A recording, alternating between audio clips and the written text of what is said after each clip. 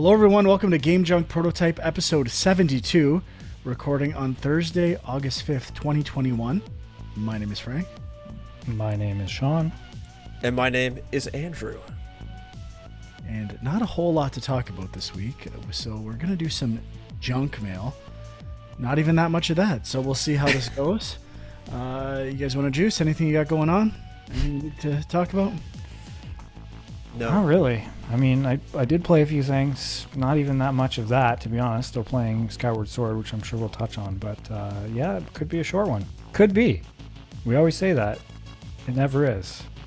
Let's make it our mission to make this the shortest episode of Game Junk ever. Okay. I like this goal. Let's do it. All right, should we get right into the junk mail? Sure. Of course. Let's go. Come on.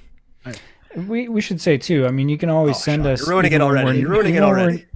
Even when we're not asking for it, you can send it to us, gamejunkpodcast@gmail.com, and we'll just save it up for an episode like this. Good point, Sean. We're failing the mission, but it's for a good reason. For a very good reason. Right. Hello, guys. This question may have been already asked, but I don't remember if this has been discussed on the podcast. Is there an equivalent of Letterboxd for games where you can log which games you've played, beaten, give a rating, and share with others? If there is one, are you using it? If not, why aren't you? And why is it so important to log film views in Letterboxd and not the games played? Could be a good debate on the podcast. Please continue the good work. I love the weekly podcast. Michelle in Belgium. Yeah, so ironically, I was kind of like, I had the same thought. I know we've talked about this before, but like about, I don't know, 5 days ago maybe, earlier this week, I was thinking the same thing, and I was like, let me just take another look and see what's out there. So I got 3 apps that I will mention to you. Now, there's apps, and then there's websites. I wanted an app that I could just have on my phone. But I know stuff like the Backloggery has been around forever. That still exists. There's a bunch of others. There was one I was using for a while that wasn't bad. Like, it had like this slick presentation of Letterboxd. I can't remember what it was called though, but I can't keep up with it. Well, that's interesting, because that's one of the problems is most of them don't look amazing. But I will mention, so Game Track is one that I was using before. And it has like a backlog, a wish list, and I think it also has like just the thing is, most of these are how do you spell game, like, because there's Game Tracker, so I'm assuming this is different. It's just Game Track, all one word. GameTrack.app seems to be the website. Okay. And yeah, so most of these are more like for collectors. It's more about keeping track of your collection, which is a little different from what Letterboxd is, right? And that's part of the problem. But this one I was using before. It's pretty good. It seems to have some cool stuff where you can do like a year in review. You can look back at what you've played in the past year, which is kind of actually one of the things I was looking for. And you can link all your different, PSN, Xbox, Steam, and that I assume helps you keep track of achievements and what you've actually played. So that one seems pretty good. I haven't used any of these very extensively. This is Game Track you're speaking of, just to be clear? Yeah, Game Track.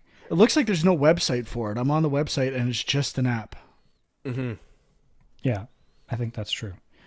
So then I found this other one called Gameye, Gameye, which is definitely more for collectors. And I think I like the interface a little better, but the problem I had with this one is that it almost, it didn't seem to have a lot of digital stuff, or at least maybe like I looked up, for instance, Death's Door. It wasn't on there initially. It is now. So it seems more geared towards physical releases, but they do have some digital stuff on there. Could be a problem though. And then the last one was an app called Cartridge, which I like the look of the best, and it's kind of very simple and streamlined. It's more just about what are you playing and what have you finished and what's your progress in each game. The problem is the free version, you can only add like, I think 5 or 10 games to start with. So, I mean, it's tough to... What's the website for that one? I don't know. I found it in the App Store. It's just called Cartridge. But it's tricky because I was thinking about stuff like Game Pass. Like, what do you do with that?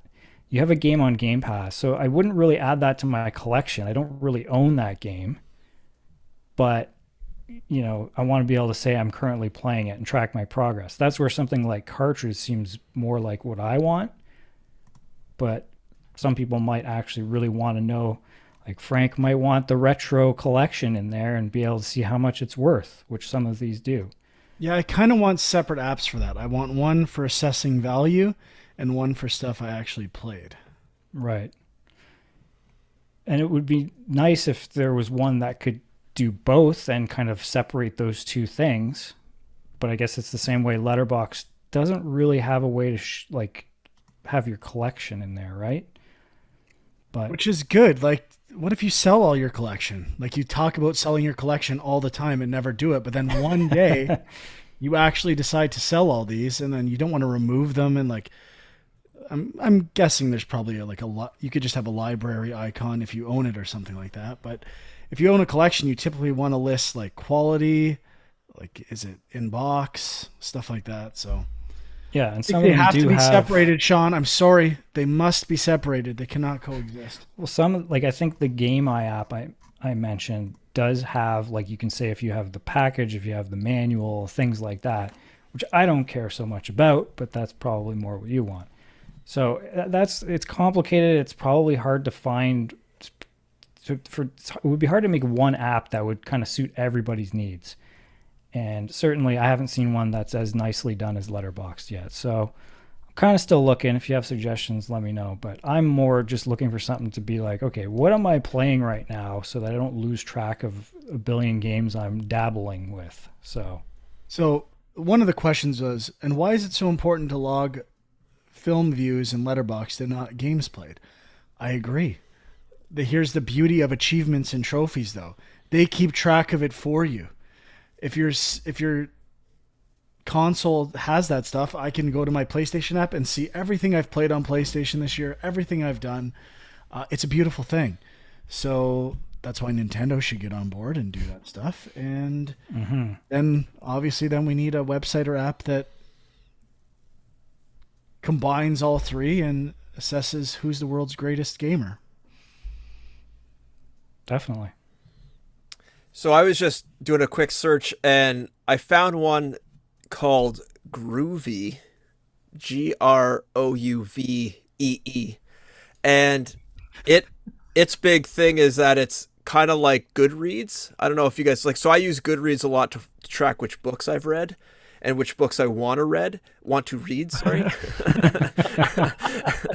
and it looks like pretty similar to that. Like you could have user reviews and you could say like when you played it and you can put it into like different lists. So it says you could put it into like played, playing, wish list, backlog, or you could create your own custom shelves, whatever you want, and you kind of slot them in wherever you want. That actually sounds great for me because obviously I own basically no physical games. I just borrow shit at a library. And then I have my digital collection on like Steam and Epic Store and Game Pass. And I just want to track what I've played and what I thought of the game at a sort of a high level. I don't really care about writing a detailed reviews. That's what I like about Goodreads. Like I read a book, I move it to my read shelf, I give it a rating out of 5, and it's perfect. Now I know I've read that book and I can go on to something else. I could track what I've read. And this sounds kind of perfect for me. But if you're Frank and you're like nitpicking over the like edge of your box and you want that to be reflected in your collection data, this is probably not for you. No, but like you said, that should be separated. I think that would be good. Groovy would be good for something that just stuff you've played, like tracking what you played and what you thought. It looks like it's powered by Giant Bomb on the website. Yeah, the API or something. That's what it says, yeah. So that's cool. So I don't know.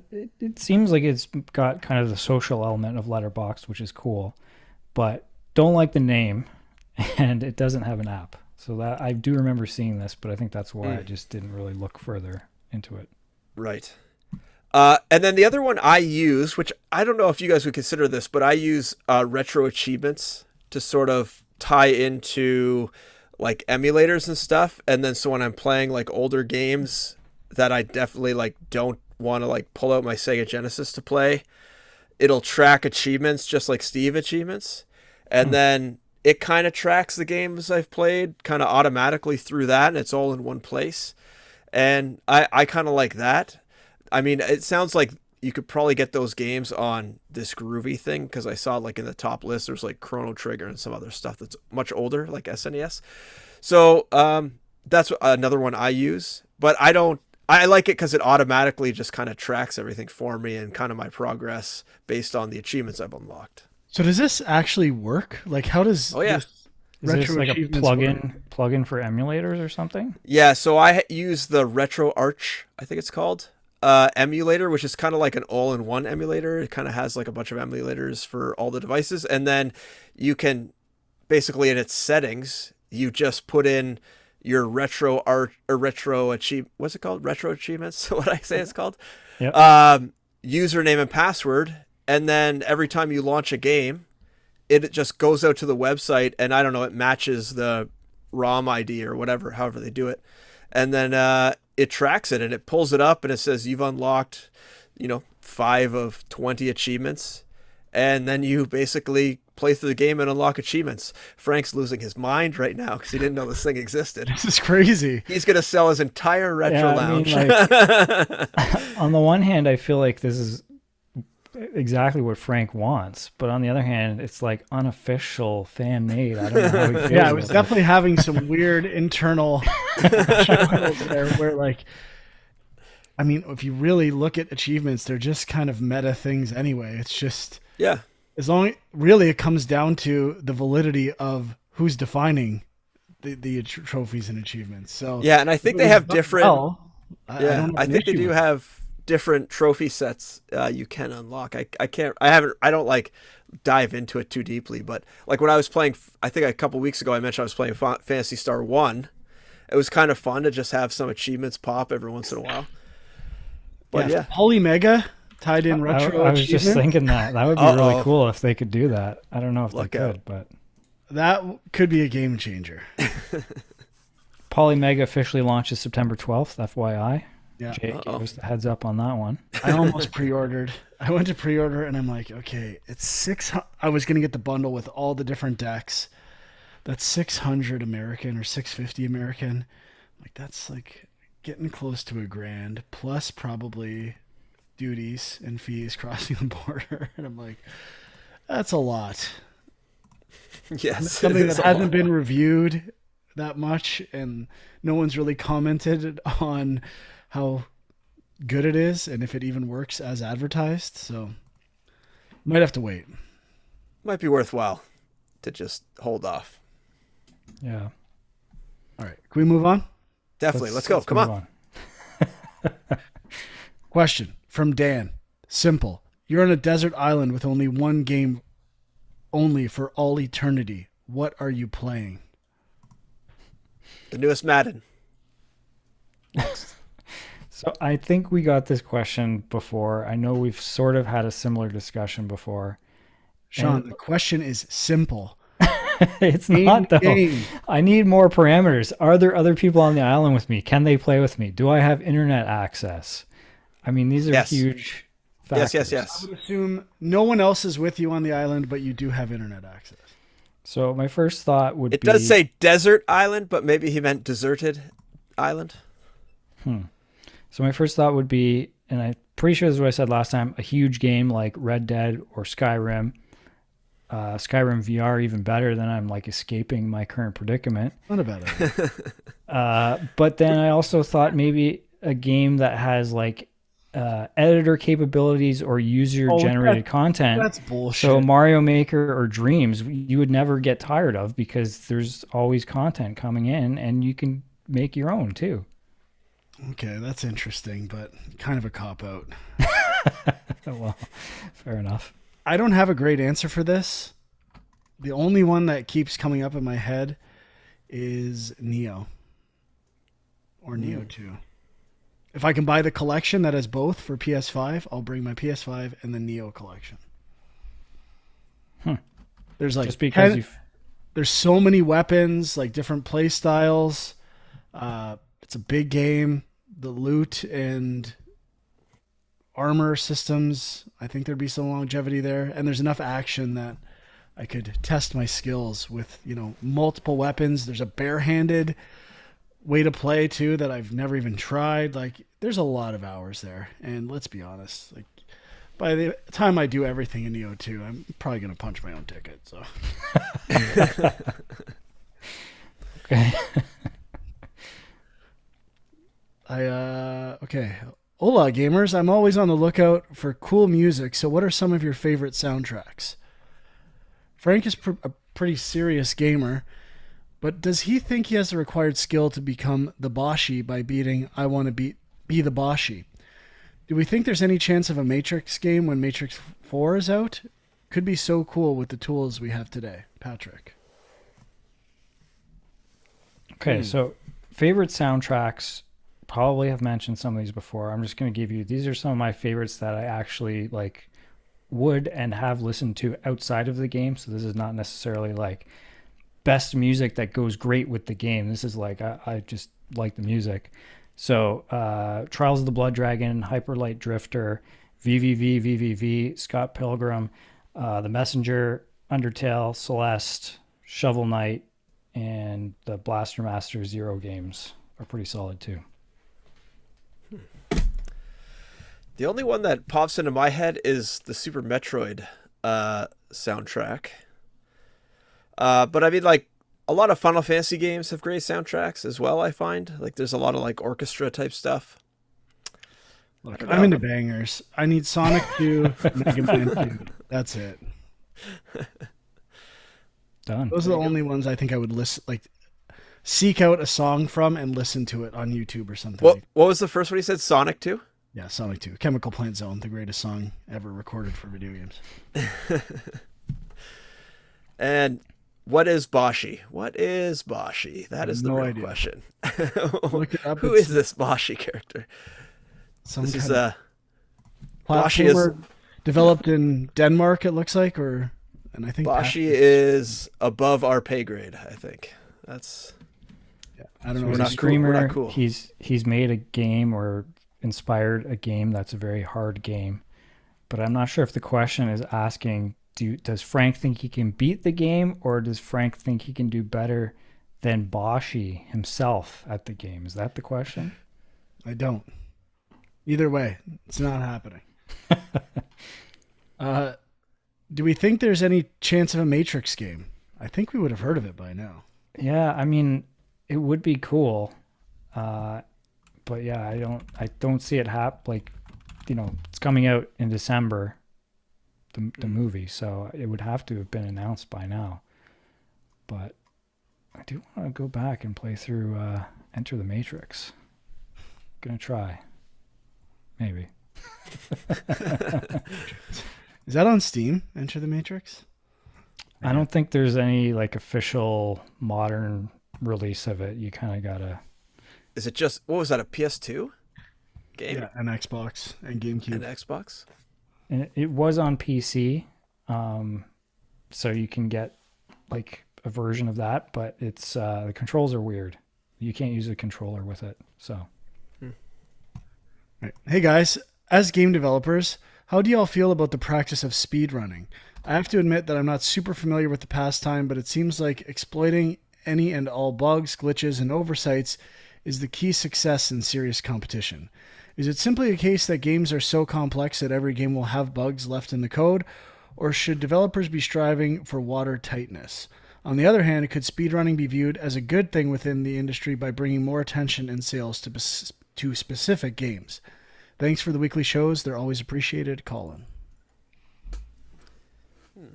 I have no affinity for speedrunning other than I think it's amazing what people find out about games. I have no desire to do it myself. I guess maybe I'd speedrun Neo on the desert island. Maybe that would give me some longevity there. But I'm not naturally drawn to it. People send me, or I see videos of speedruns or developers react to 20-minute speedrun. Oh my God. And I don't watch those. and I guess I'm impressed by like the minute speed runs for classic games like Mario 64, and we've talked before about, people kind of hacking games on the fly, like hijacking code, like all that stuff is really incredible, and I respect the ability to do it, but I personally have no desire to get into it, watch it. What about you guys? Go ahead, Sean. Yeah, I'm kind of the same. I don't really watch it. I'm not like I don't follow what the records are or anything like that. But it is like a cool thing that exists and like gives games sort of a second life and keeps people coming back to them. I don't think as a developer people want to shut the door to this kind of stuff. It is weird that there's certain games that seem to go out of their way to invite it, or like I don't even really know how you go about, because the whole thing with speedrunning is more like finding glitches and stuff. But then what was the game? There was one at last week, I think, at the Annapurna thing.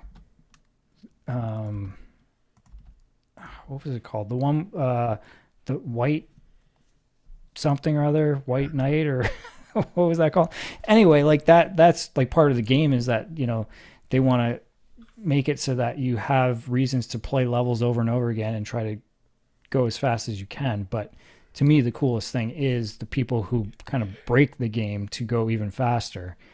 And yeah, every game does, I'm sure, have bugs in there that they ship with. It's probability of that is very high, I think, on every game. So Neon White was the game. right. Yeah, I think it's kind of cool that people do devote that much time to find these bugs.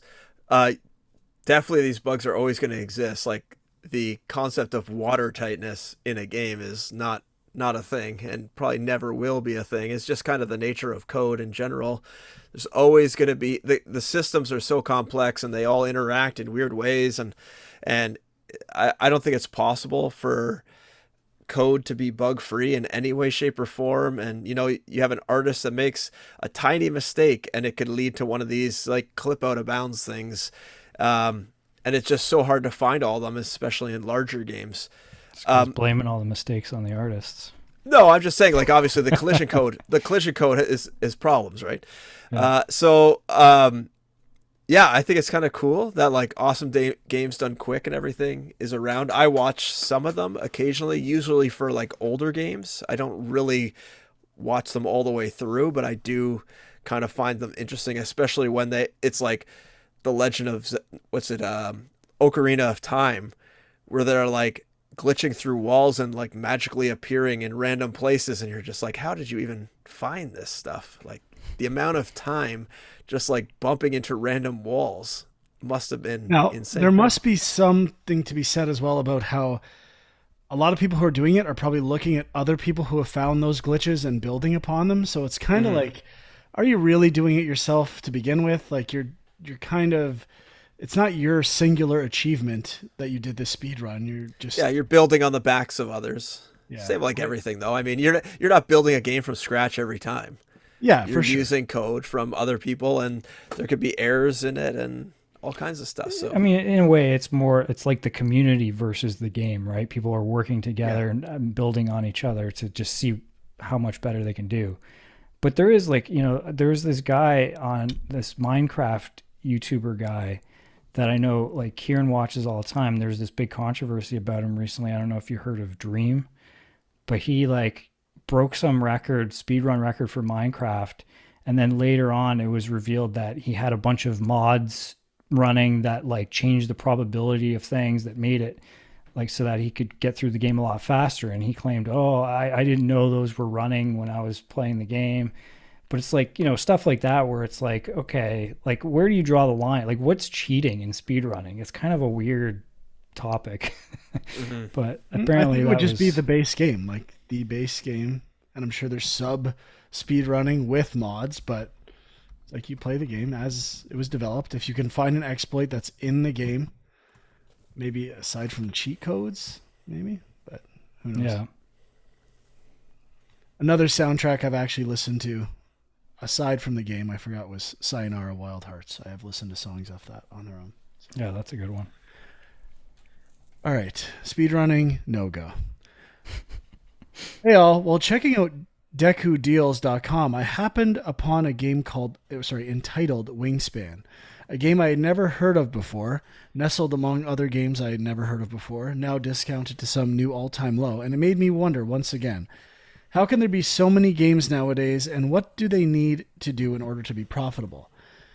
How many sales does an indie need to break even? Can indie games make enough by strategically lowering their price to game discount sites? Do you need people to learn about your game through paid ads, articles, or videos, and on and on? Not sure if Frank is willing or able to discuss specifics about his experience with Embers of Miram, but it would be fascinating to hear y'all's thoughts on how we seem to have so many indies, and if people paying enough to substantially keep them coming. Thanks, Colin. Apparently Wingspan is an adaptation of a board game, a product of which I was also unaware. Just a side note with Wingspan, I saw it on Steam. It's like this bird card game, and I thought it was like a bird watching photography game, and I bought it, and I played it. I'm like, this is not what I thought this was at all. It's like a card game, and one of my only Steam refunds in history. Did get a refund. Frank's looking for Birdwatcher Simulator. Well, I like photography games like that I always like the games where you have to hunt or photograph wildlife, and it's kind of like a exploration thing. Did you try that game? Alma? Yeah, that's the one that's on Apple Arcade, right? Yeah, it's also on PlayStation now, so I haven't played it. I have it downloaded. Alba, sorry. Right. Yeah, I think this was like an older question from Colin that he sent a while back. Just throwing it in here. Based on the y'all, I think the last two questions are from the same Colin.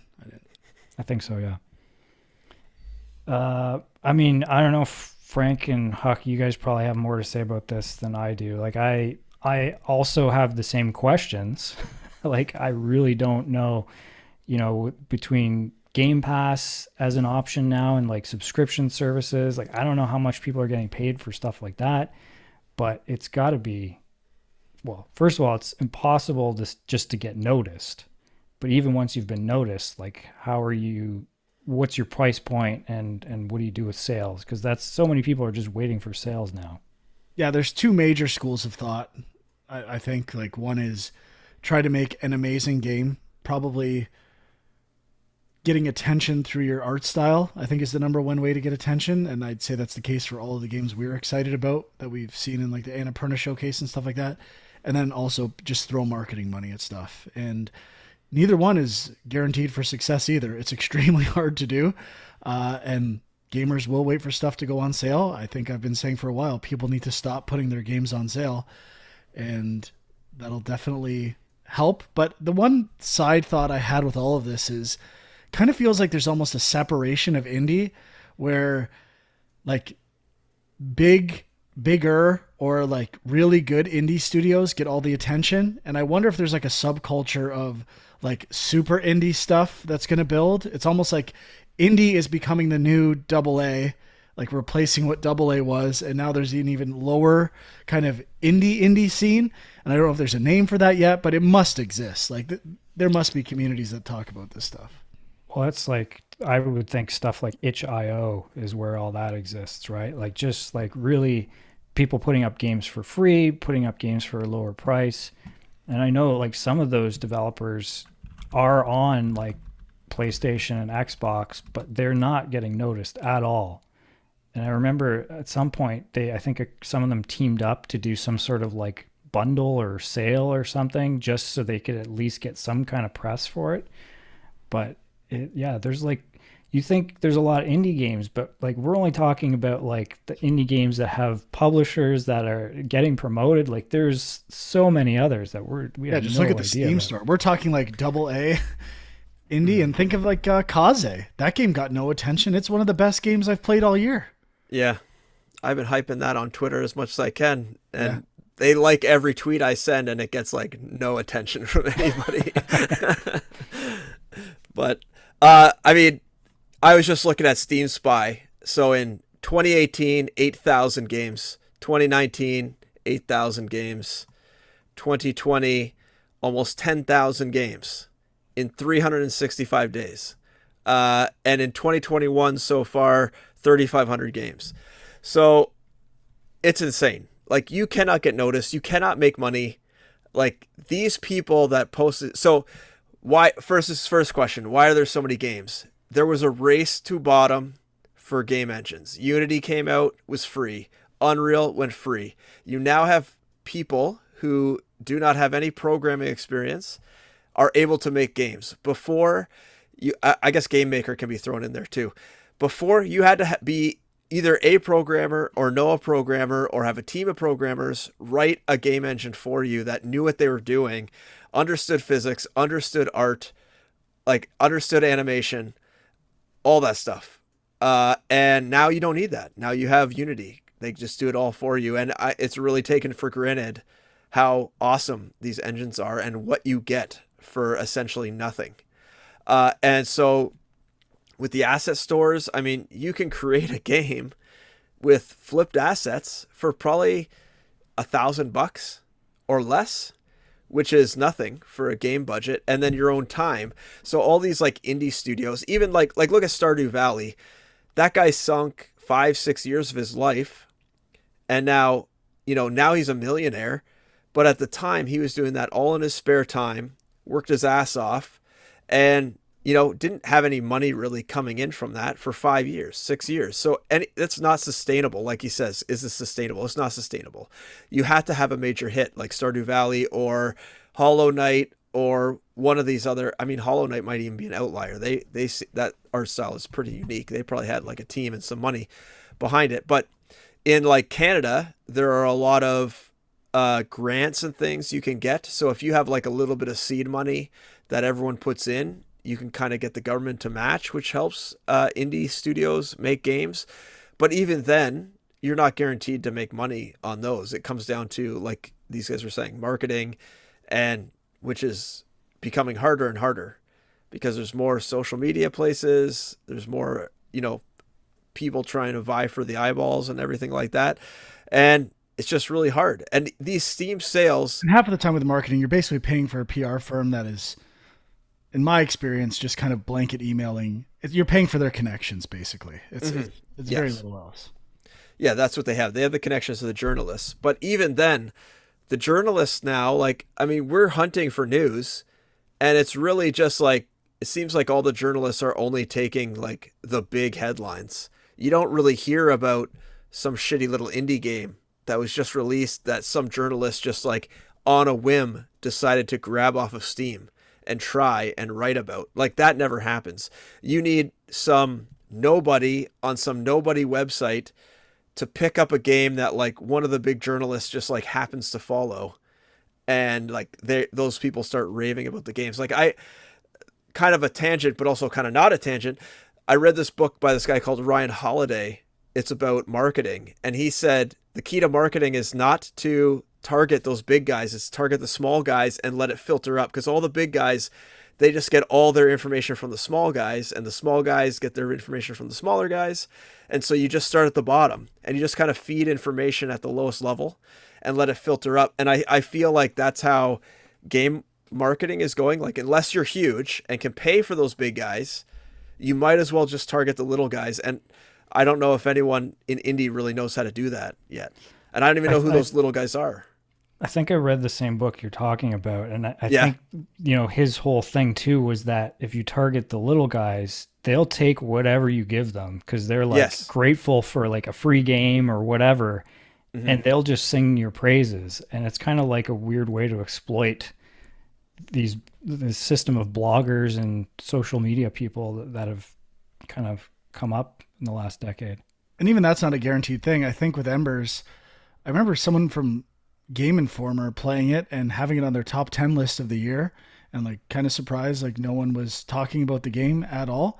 And I mean, it didn't matter anyway. Sometimes the bigger ones pick it up and it's still just a drop in a bucket. So similar happened with Citizens of Earth. I remember on the sidebar, I think it was for like a bunch of the platforms, it was in like the top, you know, most excited for games list that they used to have on the top on the sidebar for, you know, until we released, and then it kind of didn't go anywhere, probably because the reviews were so bad. But you know, like that doesn't necessarily equate to, you know, interest by people or even getting them to play it. Yeah, But nowadays, at the very minimum, you have to have an amazing art style. There's like you can't even open the door without an art style that's going to draw attention immediately, as far as I'm concerned. yeah, also I think that book was called Trust Me, I'm Lying, if anyone is interested. And in terms of being profitable, like they're not. They can't be. Like I would say that the percentage of games that are profitable is probably like 1%, 2%. Like you're talking about 10,000 games a year. There's no way they're all profitable. Yeah, I'd say the reason or how most or the goal of most indie studios is to sustain a living for the founder, like the founders or whoever's like part of the core part of the company, and you're using government grants and other funding to try to hopefully put something out there that does well. Like you're still passionate about what you're making, but it's kind of a living as much as it is a passion. And you know, I've talked to lots of indie developers that, you know, they've made lots of games, and it's just about like the passion and sustaining that. Like I get to do this, and you're not kind of beholden to anyone else. You're kind of dictating what you're working on. I mean, you have to take some jobs here and there to build equity and, you know, fund your own stuff, but that's kind of what it has to be about. You have to kind of see like major success as a bonus almost. Yeah, like And then a lot of them do contract work and just support work for other bigger studios, right? and then even when you got to also take consoles into account, which is like basically what I pivoted my business to do, is that you basically have a smaller user, not a smaller user base, but a smaller pool of games. So your chances of getting noticed are higher if you go to consoles. Like the Switch kind of got blown out now, but when the Switch first came out, there was like no content. So it was like a mad rush to get everything on the Switch because everyone was getting it and there weren't many games. So everyone's like, let's put it on the Switch so that we get, because every game that was like on the Switch was getting tons of sales because there was like nothing for people to buy. And it's kind of why there's sometimes a mad rush when new consoles first come out, because the storefront is kind of vacant. And it's kind of changing now, especially with like Game Pass and this like cross-generational thing that's kind of going on where games are everywhere.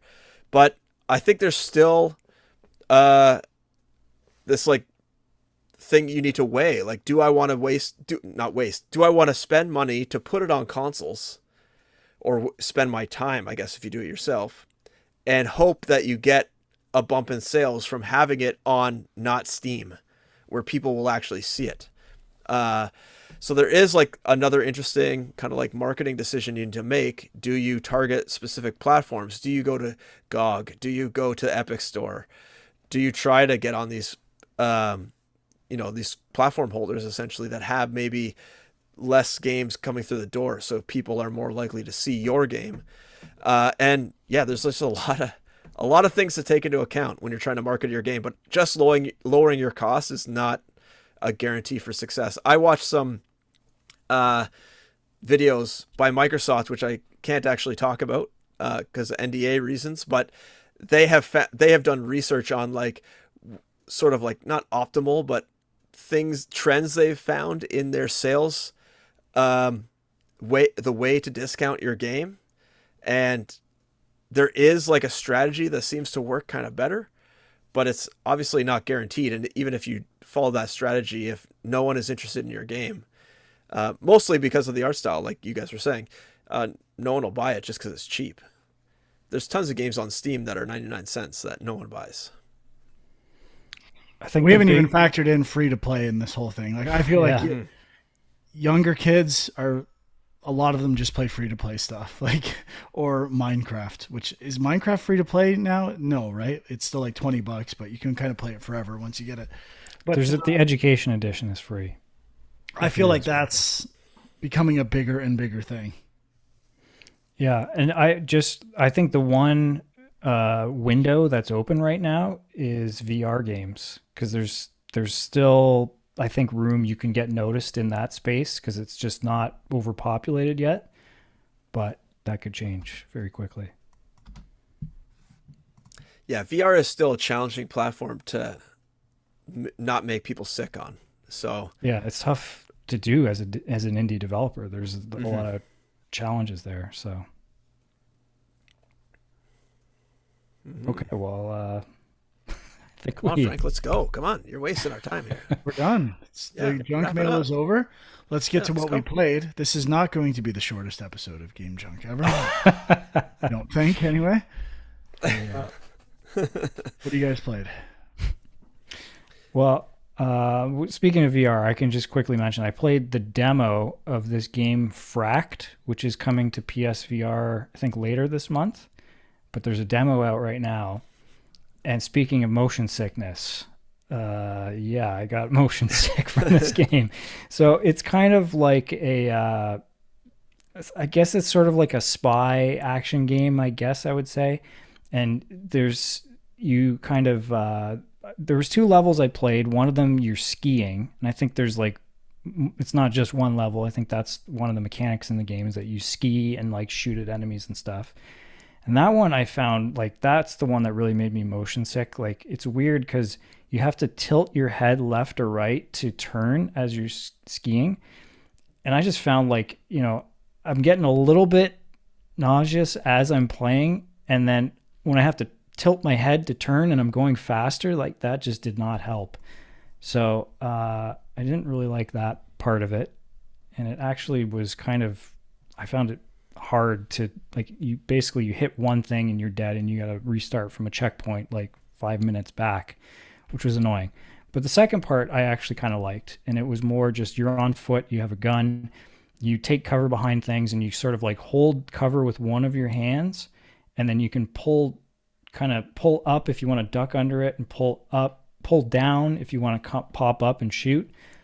And they have some climbing elements that kind of reminded me of the climb on Oculus. So that's kind of cool because I've liked the climb what I've played of it, but it feels like it's missing something. Like it's a cool experience, but it's not like adding a gun to it helps basically. So I think it has potential, but yeah, the motion sickness thing I'm not sure about. The dialogue and stuff was kind of bad, but I couldn't tell if that was on purpose. Like it seemed like they were going for like almost like Duke Nukem style one-liners and stuff. So I don't know if that's on purpose, but and the art style was kind of sort of cell shaded, comic booky a little bit.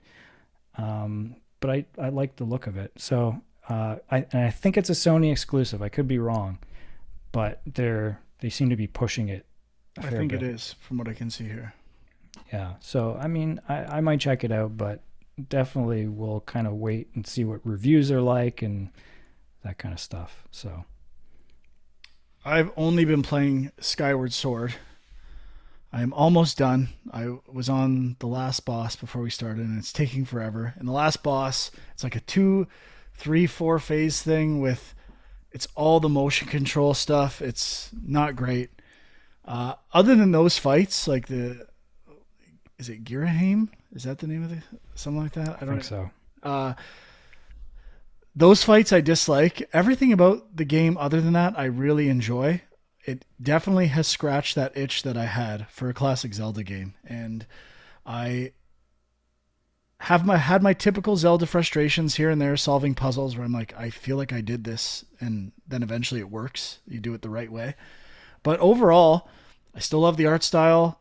It's long. It's a lot longer than I thought it would be. So I did everything. I got every heart piece.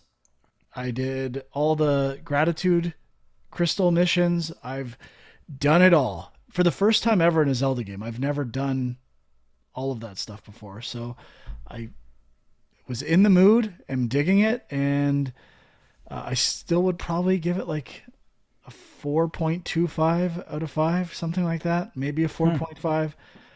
But the motion control stuff does suck. But again, I'm at a point where I'm a little used to it now. I still feel like it's clunky.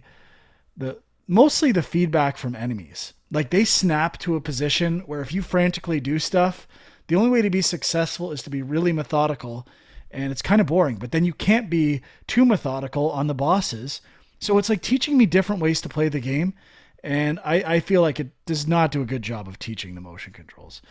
Like the intuitive enemies, like the flowers that open up in one direction, that stuff works really well. But some of the other stuff, it's a little frustrating. But yeah, it's a fun game. I'm glad I stuck with it.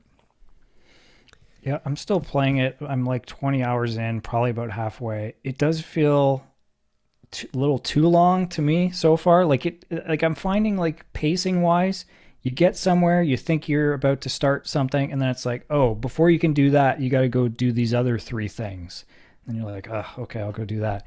And then you finish that, and it's like, oh, but before you do that, there's this key you need. And it just kind of like the way they do that seems frustrating to me. Like I know that's kind of game design in a way, like you tee up what is coming next, but you kind of put some hurdles in their way.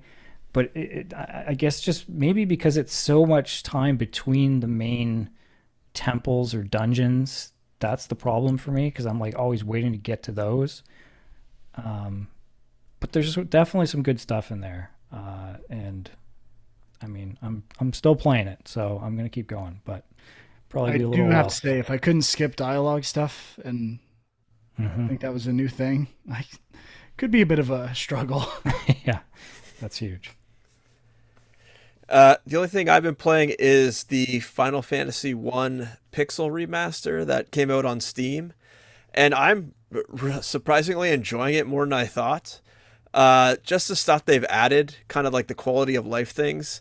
I also miss games that are just. I think this like Fantasy Star also scratched this itch where I just like being able to play a mindless game where you're just kind of like button mashing. It's almost like a clicker game, one of those like clicker games or whatever you call them.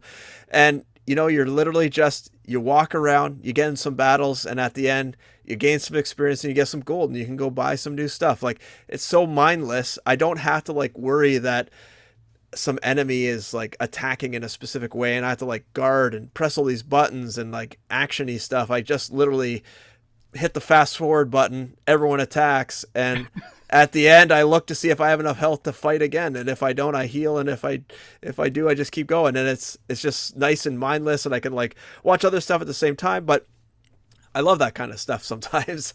And but the quality of life stuff, they added a better map, I think. They added maps in dungeons, which make it really easy to literally see where you have to go. You don't have to spend your time kind of searching all these corners and things.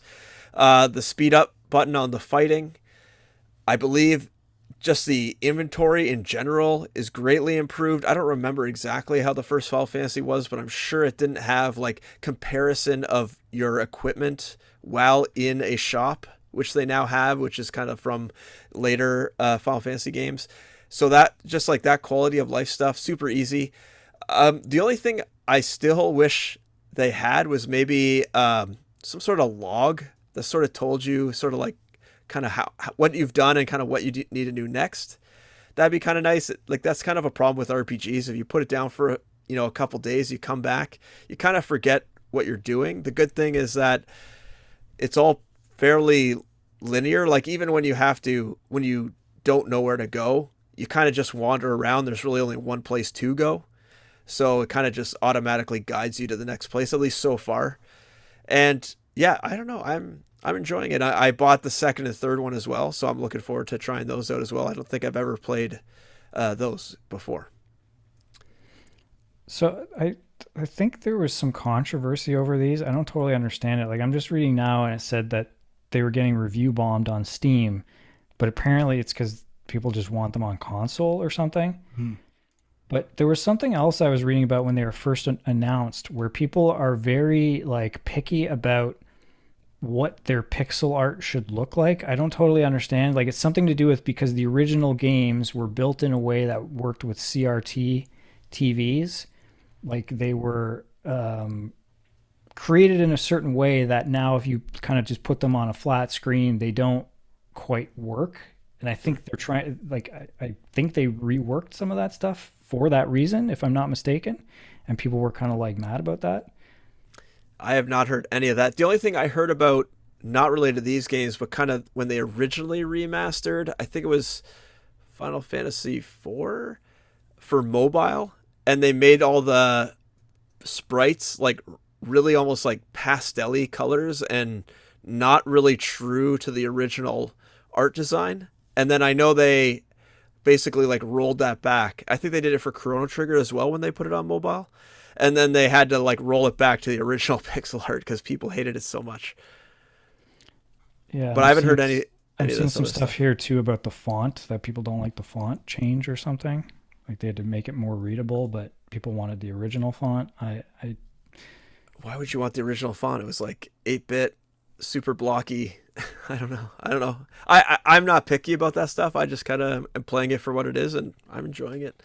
So I'm curious to play it just because of the legacy of Final Fantasy. Like when you're saying a nice simple game, it's kind of I'm more motivated to play those types of games when it's like a history lesson for lack of a better term. So after really getting into 7 and the 7 remake, I am curious. I did buy the first one, and I might yeah. start. Oh, I also think they did a balance pass because I recall like really having to grind outside of that first town just to be able to survive the first kind of boss. And I did that a little bit, really just to gain up enough money to buy the best equipment. But the boss went down really easily. So obviously I didn't have to grind. And even the enemies were not really a big challenge. I recall like basically if you walked more than, 3 blocks from the town in the original Final Fantasy when you first got out, like you were risking death because you were going to die really quickly. So I think they did a nice balancing pass so far. I haven't run into any difficulty spikes like I recall from the original. So that's another thing they've done, I believe. Overall, I'm happy with it. I like it a lot. So and I'm keep going back to it. I'm not I don't know how much I put in, maybe 3-4 hours so far, but I'm really enjoying it so far. It's good. Cool. I have one other thing to mention. Just kind of, last week we talked about that Storyteller game that was at the Annapurna showcase. They actually put out a demo on Steam, or maybe it was already there. I'm not sure, but I noticed it was there, and I was like, I am kind of curious how this game works. So I downloaded the demo, tried it out, and it's interesting. I mean, it's like it's very simple, like to look at. Like you get basically each level is you get a title that kind of describes what the story you're trying to tell, right? Like I forget what it would be. Something like 2 people commit suicide, something like that. It would Like be Romeo phrased a and bit Juliet differently. in the Yeah, something like that. And then so you have like characters and you have sort of scenes that you can drag and drop into these squares. And you might have like 3 or 4 squares to tell the story. I think I got up to like 8 squares, which got a little more complex. But like the weird thing is it's like the initial levels are very simple and straightforward. It's like, okay, yes, this should happen, then this should happen, this should happen, done. But then it gets to a point where you're like, you think you've got it and it doesn't work, and it really becomes this weird trial and error of like, okay, I guess I'll just drop a few things in and see what they do, because some of the scenes work differently depending on what order you do them in. So like one was with poison, and the idea was that like in an earlier one, poison is used for like the Romeo and Juliet thing. So if somebody drinks it, they kill themselves. But then later, one of them is like somebody has to kill somebody else. So you have to put down the poison scene and put like the bad guy in so that he puts poison in the guy's food or drink and then kills the other guy. But like, how was I to know that context can change? So I assume that continues throughout the game. seems kind of obvious. I don't know. Poison could be used in different ways. Maybe I'm just not clicking with this. I don't know, but like it felt like a lot of just not Trial and logic, but just trial and error. Yeah. So it's again, interesting idea. What I'm curious about is when you get to the later levels and it gets really complex, like how you could kind of sort through that maze of like the order of things. Because it seems like it needs to be a very specific way, but then I think some of the levels they give you additional stories to tell within that level, so you have to kind of tweak it a bit. I don't know. Anyway, I like the look of it and the presentation and stuff. It was pretty cool, but definitely unique. Not totally sure it works, but I don't know. Check it out if you're curious, I guess. I have nothing else for me. Sean, is that it for you? That's it for me. Excellent. All right. Well, thanks for listening or watching on youtube.com/gamejunk. And like Sean said, send us an email if you have junk mail, and we'll save it up for another episode. GameJunkPodcast@gmail.com. Is that correct? Yep. Nice. On Twitter, you got Sean at FilmJunk, Andrew at MyAngryCommute, and Equilibrium Sis. Not quite sure what's going to happen the next couple weeks. I may be away for both of the next 2 shows, but stay tuned. All or none of us may be present in the next few weeks. So, I'll see what we can do. We'll come up with something. we'll save up some news and what we played for a few weeks from now, at the very least. All right, thanks for listening. Bye-bye.